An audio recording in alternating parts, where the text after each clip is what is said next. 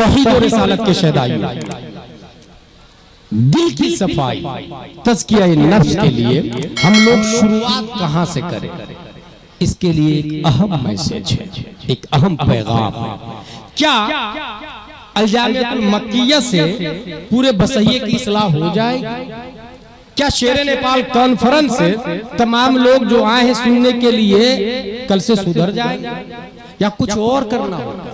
हाँ, इसके लिए मुझे बुखारी की एक हदीस याद आ रही है। इन्ना अहदकुम युजमअ खल्क़ुहु फी बत्नि उम्मिही 40 यौमन नुत्फ़ह सुम्मा यकूनु अलक़न मिस्ल ज़ालिक सुम्मा यकूनु मुद्ग़ह मिस्ल ज़ालिक सुम्मा युरसिलुल्लाहु इलैहिल मलक फयनफ़ख़ु फ़ीहि रूह व यु'मरु बिअरबइ कलिमात बिकतबि रिज़्क़िही व अजलिही व अमलिही व शक़िय्युन व सईद। नूर युवा कल्ब कमेटी है,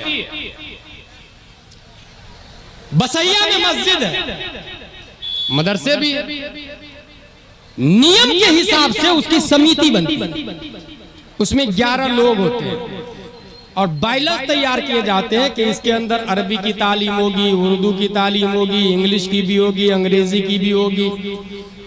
उसी के अंदर नियम बनाया जाता है कि इसके मिंबर बसैया वाले रहेंगे, बाहर वाले नहीं रह सकते।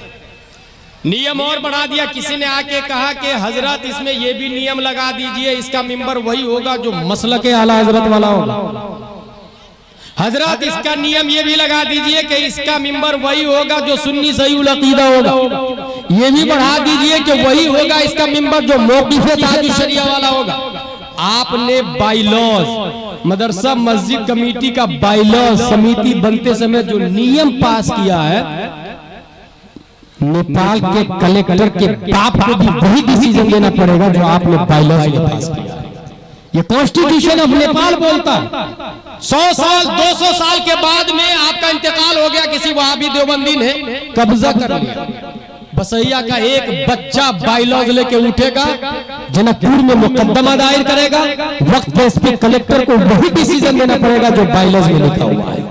बायलॉज में लिखा हुआ था इसका मिंबर सुन्नी होगा, मसलक आला हजरत वाला होगा। एसपी और कलेक्टर और जज बोलेगा कि बायलॉज के नियम के हिसाब से वहाबी देवबंदी को हटा दिया जाए यहाँ से, और ये मस्जिद या मदरसा सुन्नियों की तहवील में दे दी जाए।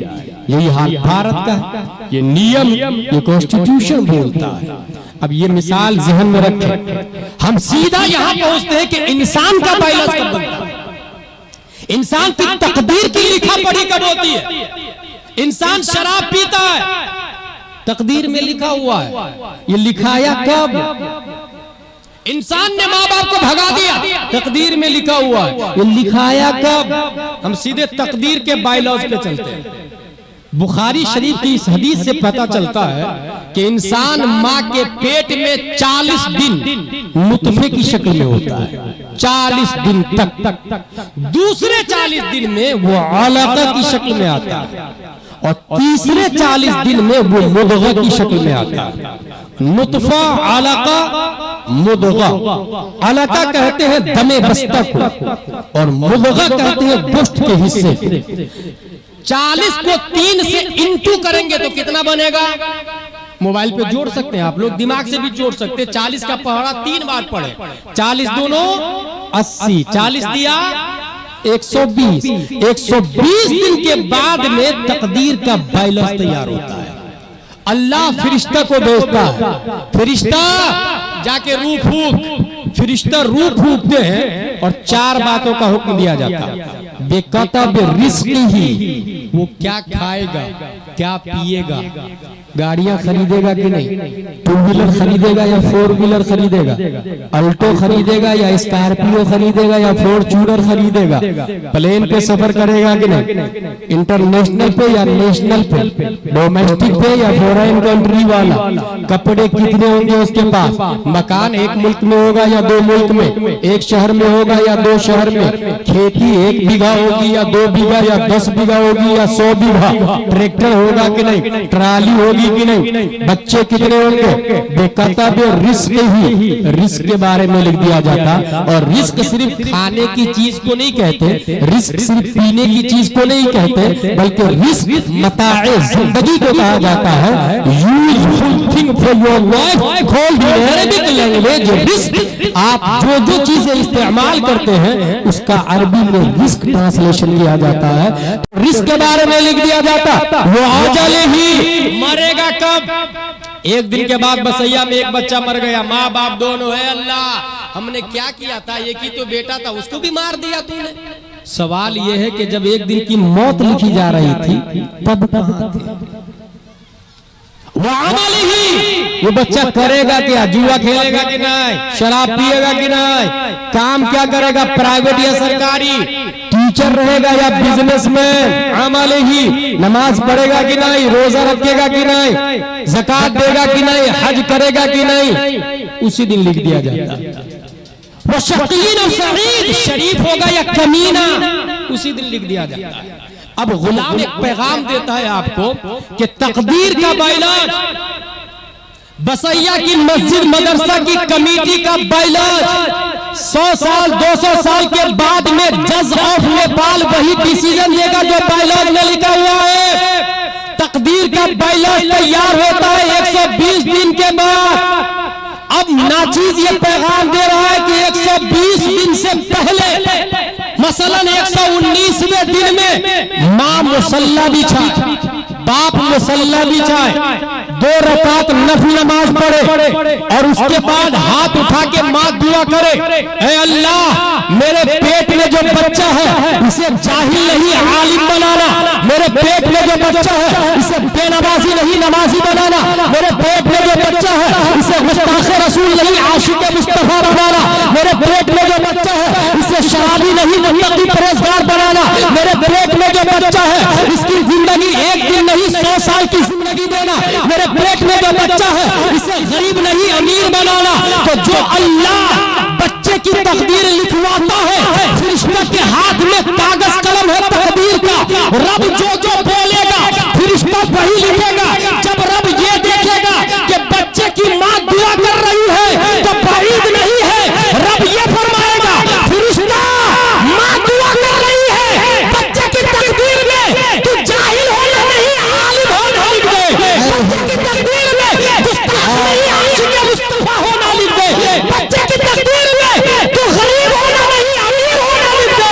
तो जो अल्लाह वक्त पर नबियों को पैदा किया है वही अल्लाह फिर हमारे दरमियान मुजाहिद मिल्लत पैदा कर सकता है, वो अल्लाह दादू शरीया पैदा कर सकता है, वो अल्लाह हबीबुर रहमान पैदा कर सकता है, वो अल्लाह आज भी इस बात पर कादिर है कि फिर से नेपाल में गाना अली शाह को पैदा वाह वाह वाह जिंदाबाद। तकदीर का बाइलॉज 120 दिन में तैयार होता है। 120 दिन से पहले माँ बाप दोनों मुसल्ला बिछा के दुआ करे। वो अल्लाह है जो ये देख रहा है कि बच्चे की तकदीर मैं लिखवा रहा हूं और माँ बाप की दुआ रब कबूल फरमाता है, माँ बाप की दुआ रब रद्द नहीं फरमाता।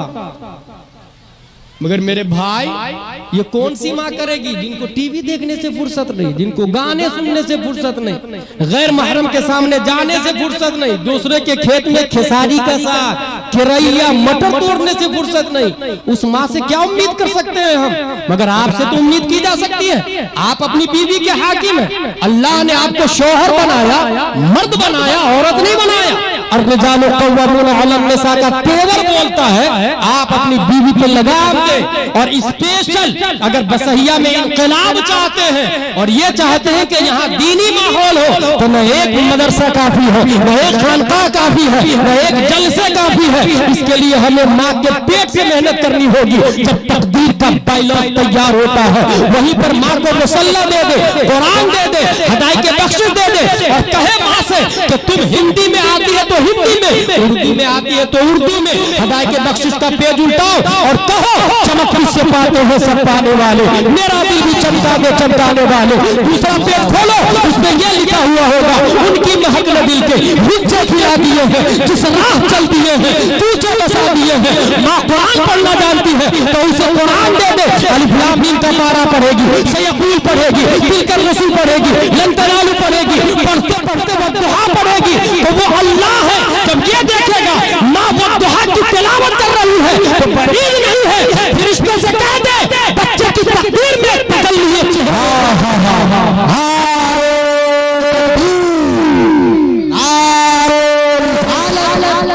मसला के आला हजरत शेरे नेपाल कॉन्फ्रेंस जिंदाबाद। बच्चे की तकदीर में तजल्ली चेहरा मुस्तफा लिख दे, माँ कुरान शरीफ पढ़ेगी, बच्चा पर कुरान के फयूज़ बरक़ात नाजिल होगी, कुरान की रोशनी नाजिल होगी।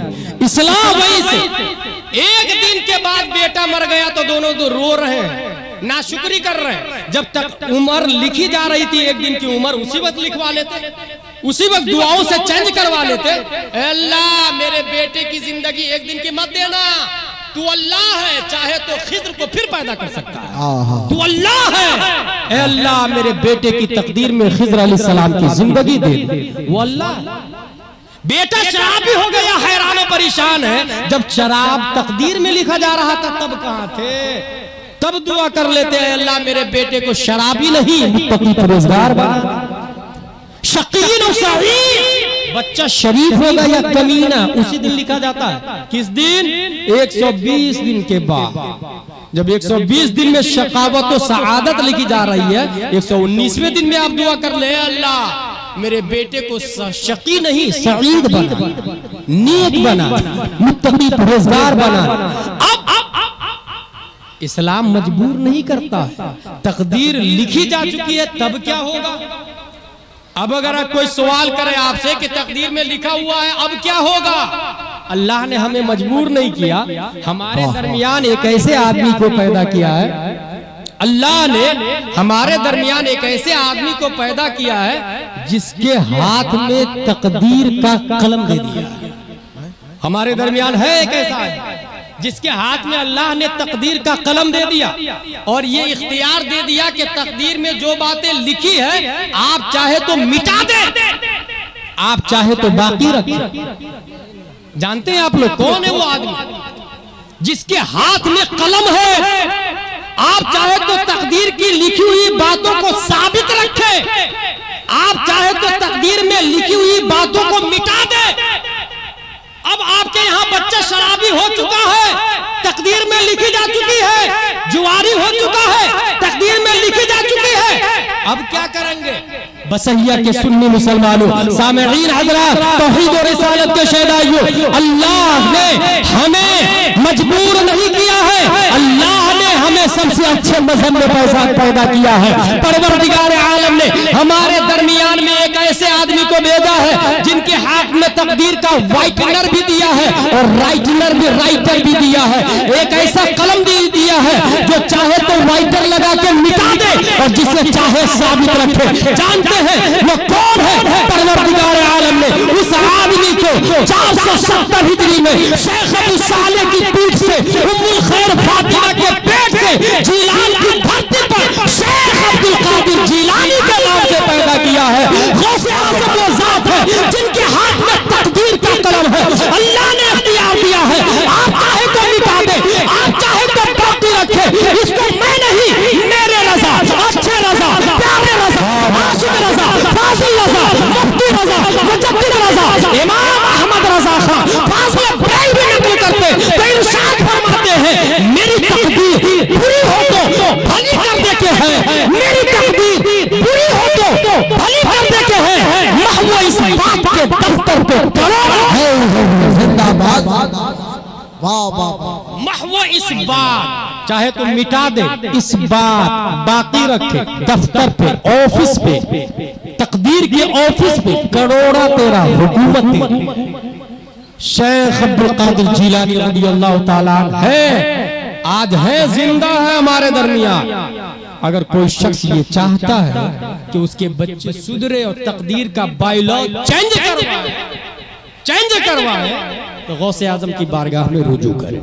तकदीर एक्चुअली बहुत हार्ड टॉपिक है, बहुत हार्ड टॉपिक है। एक वो है जो बदल ही नहीं सकती, लेकिन जो बदलने वाली है मैं उनके हवाले से मुख्तसर और जामे गुफ्तगू की।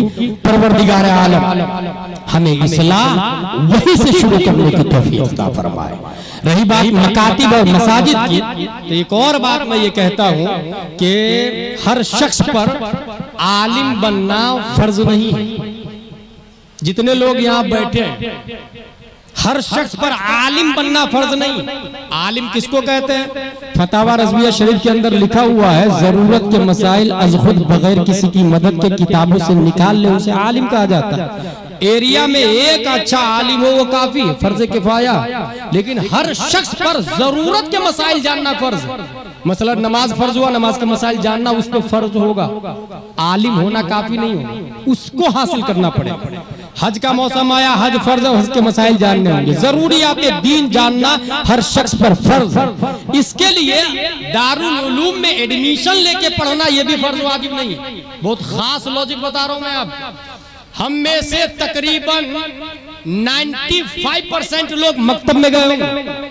अगर मैं ये कहूं आप लोग दारुल उलूम में कितने लोग गए हैं, तो मुश्किल से 1-2% हाथ उठाएंगे। दारुल उलूम में हॉस्टलाइज होकर पढ़ने वाले 1-2%। लेकिन बचपन में मदरसे में गांव के मकतब में पढ़ने कितने लोग गए, तो 95% लोग हाथ उठाएंगे। भले 2 दिन सही माँ बाप ने मार के जरूर पहुंचाया होगा, मौलाना की मार से छोड़ दिया हो या किसी और वजह से भी छोड़ा हो, लेकिन 95% मकतब में जाता है। मकतब में जाने के बाद क्या होता है? अब वो सुने अलमिया। मकतब में जाने के बाद मौलाना साहब नूरानी कायदा या कायदा बगदादिया यसरनल कुरान अम्मा पारा कुरान शरीफ, कुरान शरीफ जो ही शुरू हुआ, लुंगी शरीफ, फातिहा शरीफ, नजराना शरीफ, बहुत अच्छी बात मेरे भाई। इसके बाद में क्या होता है?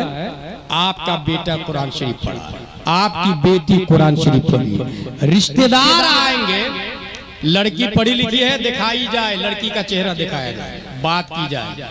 दीनी तालीम जानती है? बोले हाँ जानती है ना। स्कूल? बोले हाँ। कितनी क्लास? बोले 10वीं क्लास पढ़ी है। बोले दीनी तालीम? बोले हाँ है ना। वो भी कहा कितनी? कहा कुरान शरीफ 2 बार पढ़ी, कुरान शरीफ 3 बार पढ़ी। मेरे भाई कुरान शरीफ 3 बार नहीं, 1000 बार भी पढ़ ले तो इल्म दीन हासिल नहीं हुआ। अभी ये किसने कह दिया कुरान शरीफ पढ़ने से इल्म दीन मुकम्मल हासिल हो जाता है? अंडरस्टैंडिंग से हासिल होता, रीडिंग से हासिल नहीं होता, पढ़ने से नहीं हासिल होता, समझने से हासिल होता। और समझने के लिए आलिम का कोर्स मुकम्मल वो होता है। जरूरियात दीन समझने के लिए उर्दू में किताबें अवेलेबल है, और उर्दू पढ़ने के लिए नूरानी तालीम अव्वल दोम सोम चहारुम पंजुम अनवार शरीयत इस्लामी अखलाक व आदाब बहार शरीयत कंजुल ईमान। अब मैं ये जो कहने जा रहा हूँ वो ये कि बच्चे को, बच्चियों को सिर्फ कुरान शरीफ की तालीम देना ये फर्ज इनको मुक्तजी नहीं है। उसको उर्दू की तालीम भी अपने यहाँ देनी होगी। बच्चा एक तरफ अरबी तालीम ले, दूसरी तरफ उर्दू भी ले, 2 किताब लेके जाए और 2 नोटबुक लेके जाए, एक पेन, एक थैली। अरबी की किताब, उर्दू की किताब और नोटबुक और थैली और पेन। लड़का लड़की दोनों अरबी के साथ में उर्दू भी पढ़े, क्योंकि मसाइल जानना जरूरी होगा। और सुने, पूरा कुरान पढ़ना फर्ज वाजिब नहीं है। आपने सूरह फातिहा 4 सूरतें पढ़ ली, ये वाजिब अदा हो गया, नमाज हो जाएगी आप। इसके अलावा कुरान पढ़ते हैं तो मुस्तहब है, सवाब मिलेगा। लेकिन मसले नहीं जानते हैं तो ये तर्क फर्ज है, जो हराम है। लिहाजा हमारे यहाँ मसाइल जानने के लिए उर्दू जानना फर्ज है। ये खास बात है, उर्दू जानना फर्ज है, फर्ज। इसलिए अरबी से ज्यादा उर्दू पे तवज्जो होनी चाहिए। हफ्ते में अरबी 2 दिन तो उर्दू 6 दिन होनी चाहिए, 5 दिन होनी चाहिए। एक दिन छुट्टी हो तो 4 दिन होनी चाहिए, अरबी से ज्यादा उर्दू। और मुझे अच्छे से याद है, मैं खंडवा मध्य प्रदेश में ये सिलेबस चला रहा हूँ, 5 साल का कोर्स स्कूल वालों के लिए। पेरेंट्स मीटिंग ली तो एक खातून बोलती है, हजरत आपके यहाँ तो सिर्फ और सिर्फ उर्दू ज्यादा पढ़ाई जाती है, अरबी तो पढ़ाई नहीं जाती, कुरान शरीफ तो खत्म ही नहीं होता है, तो आपके यहाँ पढ़ने से क्या फायदा होगा? मैंने कहा बहन आपने बहुत अच्छा सवाल किया। ये बताइए कुरान शरीफ पढ़ने के बाद आपकी बेटी करेगी क्या? 40वां में कुरान खत्म करेगी, रमजान में कुरान शरीफ खत्म करेगी, कुरान शरीफ पढ़ेगी, साल भर में 1 कुरान 2 कुरान 3 कुरान 4 कुरान 5 कुरान, बहुत अच्छा पढ़ती है आपकी बेटी तो 5 कुरान खत्म कर लेगी, 5 कुरान का सवाब मिलेगा आपको। कहा? मैंने कहा आप सुने, तफसीर नईमी में ये लिखा हुआ है कि जिसने एक आयत की तफसीर समझ ली, माना समझ लिया, तफसीर समझ लिया, तो अल्लाह 10 कुरान का सवाब अता फरमा देता है उसको। कितनी बड़ी बात! एक आयत की तफसीर समझ ली तो 10 कुरान का सवाब। इसलिए अपने मकतब के सिस्टम पे तवज्जो दे। नंबर 1, माँ के पेट में जब बच्चा हो तो वहां तवज्जो दे। नंबर 2, पैदा होने के बाद 3 साल से ऊपर की बच्ची और बच्चा मकतब में भेजे उसको। लड़कियों के लिए अलग तालीम, लड़कों के लिए अलग तालीम। मौलाना साहब की तनख्वाह 10,000 हो तो 20,000 कर दे, 20,000 हो तो 40,000 कर दे। एक इमाम से काम नहीं चल रहा तो 2 मौलाना साहब रखे, 2 से काम नहीं चले तो 3 रखे। और याद रखे, दीन की जवाबदारी केपावली की नहीं है, एमआलए और कांग्रेस की नहीं है, दीन की जवाबदारी हमारी और आपकी। इसको हम ही फॉरवर्ड करेंगे, हम ही आगे बढ़ाएंगे। एसपी कलेक्टर जो 1 लाख तनख्वाह लेता है, कहां से पैसा आता है? हमारा पैसा होता है, हम टैक्स भरते हैं। कुरकुरे, चिप्स, बिस्किट हम खरीदते हैं, उससे टैक्स करता है, तनख्वाह एसपी कलेक्टर लेता है। कितनी तनख्वाह? लाखों रुपए। स्कॉर्पियो गाड़ी, आईफोन, ड्यूटी होती है बॉडी की प्रोटेक्टिंग, उसके बावजूद फेल है, लोग मारे जा रहे हैं, शहर की हिफाजत नहीं होती। ये ईमान और सुन्नियत जो बाकी है, इसकी जिम्मेदारी किसकी है? ये हमारे उलमाए किराम की जिम्मेदारी है। ईमान का स्ट्रक्चर जो हमारे दरमियान है, ये उलमाए किराम है। बॉडी की जिम्मेदारी एसपी कलेक्टर की है, 1 लाख तनख्वाह, उसके बावजूद बॉडी महफूज नहीं। ईमान की जिम्मेदारी आइम्माए मसाजिद, उलमाए मुदर्रिसीन, उलमाए मदारिस की है। तनख्वाह 10,000, तनख्वाह 20,000। मेरे भाई नहीं, हर चीज में क्वालिटी देखते हैं तो हम इसमें भी क्वालिटी को देखते। स्टैंडर्ड आलिम लाए, स्टैंडर्ड तनख्वाह। मैंने देखा ऐसे भी मदरसे हैं अपने यहाँ, उनसे पूछिए आपके यहाँ कितने बच्चे हैं? मत पूछिए ना हजरत, मेरे यहाँ 200 बच्चे हैं। पढ़ाने वाले कितने? हम अकेले हैं ना भाई साहब। 200 बच्चे पर कितने मिनट आप देंगे? अगर 5-5 मिनट दिए तो 200 को 5 से मल्टीप्लाई करें, देखिए कितना होता है। फिर आपने दिया कितने मिनट? तौहीद और रिसालत के शहदाइयों। इसलिए हमें क्या करना चाहिए कि हम उसमें खास तौर से कम 1 बच्चे पे 10 मिनट दे, मुदर्रिस बढ़ा ले, लड़कियों की तालीम अलग और लड़कों की तालीम अलग करे। और इस तरीके से ये देखे कि एक भी बच्चा छूटना नहीं चाहिए मोहल्ले में। अगर ये मिजाज बना लिया आपने तो चंद सालों के बाद बसहिया में माहौल वो नहीं होगा जो अभी देख रहे हैं। मेरा यकीन है परवरदिगार आलम पर हमारी मेहनत और मशक्कत से अल्लाह तबारक व तआला इस्लामी माहौल भी देगा, सुन्नी वाला माहौल भी देगा। तो हमारे दरमियान कोई बदमजहब भी नहीं घुस सकता, काफिर और मुशरिक भी नहीं आ सकता। और हमारी घर की बहू बेटियां अपनी इज्जत की भी हिफाजत कर लेगी, गैर मुस्लिम से शादी भी नहीं करेगी। अल्लाह तबारक व तआला हम सबको कुरान शरीफ, हदीस शरीफ, फिक़्ह शरीफ पढ़ने, समझने, अमल करने की तौफीक अता फरमाए। वमा अलैना इल्लल बलाग। अस्सलामु अलैकुम।